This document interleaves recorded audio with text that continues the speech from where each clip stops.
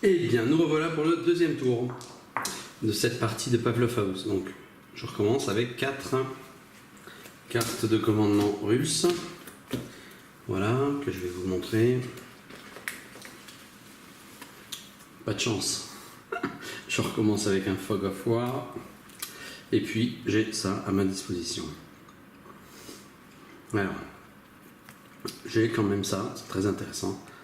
Le poste de commandement de la 62e armée. Je vais utiliser sa capacité tout de suite pour placer 5 tokens dans la zone de stockage de la flottille. Okay. Ça c'est important, notamment de prévoir le ravitaillement des troupes. Alors qu'est-ce que je vais mettre? Je vais mettre un token de nourriture,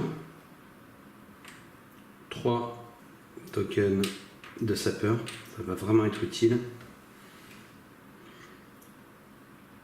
et un token de premier secours. Donc voilà, j'ai joué cette carte, je la défausse. Il reste 2 actions à choisir parmi celles-ci. Alors, on va utiliser cette action-là, parce que celle-ci je ne peux pas l'utiliser. Consiste tout simplement à placer un token ici. Je choisis la zone 14. Quand j'aurai les 4, ça me permettra d'augmenter les capacités, et notamment d'avoir 4 actions. Donc ça c'est vraiment très important. Mais c'est un investissement sur le long terme, ça ne va pas être évident. La deuxième action, alors je pourrais mettre des unités ici, là, dans les barges.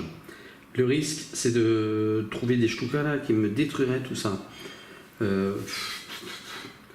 Donc j'ai pas envie de prendre ce risque. Je vais tenter ça.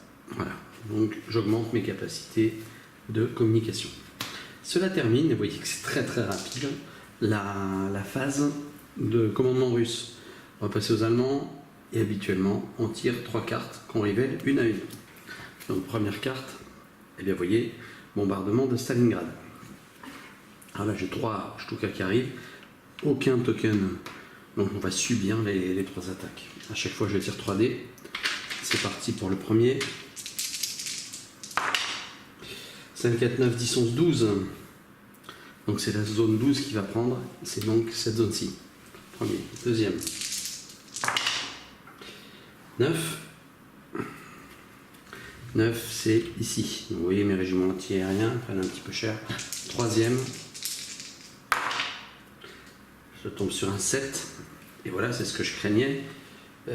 C'est une des barges fluviales qui est attaquée. Donc ça termine la première carte. Deuxième carte, attaque sur les buildings, comme lors du premier tour. Donc là, de la même façon, on va retirer au dé pour savoir quelle zone va être attaquée. Ici, ça va être la zone violette 5, 6. Celle-ci, son niveau de défense est de 6. Je vais tirer 4 dés. Donc, pour un résultat de 6 au moins, ouais, j'en ai même 2, et bien le niveau de défense descend à 5. C'était la deuxième carte. Troisième carte, à nouveau, une attaque de building, mais là carrément avec le régiment d'artillerie, donc 5 dés. On va voir quelle zone va être concernée. 5, toujours la même. Donc la zone violette. Là je tire 5 dés, et la défense n'est plus que de 5. Et oui, malheureusement, on passe en défense 4. Pour réaugmenter ce niveau-là, il va falloir que je dispose de tokens de sapeurs, qui sont ici, et que je les utilise via cette action-là, de la 13e armée, de la 13e division, pardon, pour améliorer le niveau de défense. Donc ça ne va pas être simple. C'est important de garder un bon niveau de défense. C'était l'action allemande. Il me reste donc mon action, notamment l'action tactique qui se déroule sur cette partie du plateau.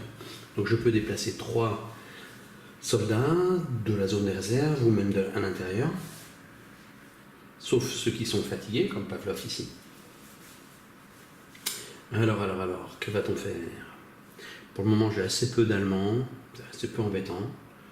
Donc je vais placer tout ce petit monde, j'en place un à la radio ici, Tchernogolov, et puis ces 2 autres là, On placer un ici, Alexandrov, et puis un autre, ici, voilà, qui s'appelle Glouchenko. Action, alors je dispose de 3 actions. C'est vrai que j'aurais pu jouer peut-être plus finement, en fait, non, on va pas faire ça. Je vais le placer ici, vous allez voir pourquoi. Donc en première action, je vais faire tirer Alexandrov. Donc il a... Enfin, il ne va pas tirer directement. Je vais utiliser ses capacités de suppression. Donc je mets le pion là. En deuxième action, je vais faire pareil avec Glouchenko. Donc une suppression ici. Et en troisième action, on va simplement défatiguer Pavlov. Ça va nous servir pour tout à l'heure. En toute rigueur, je devrais faire ça. Ok. Bien, ceci termine, puisque j'ai fait mes 3 actions, le tour russe et ce deuxième tour. Pareil, vous voyez, 6 minutes de jeu par tour.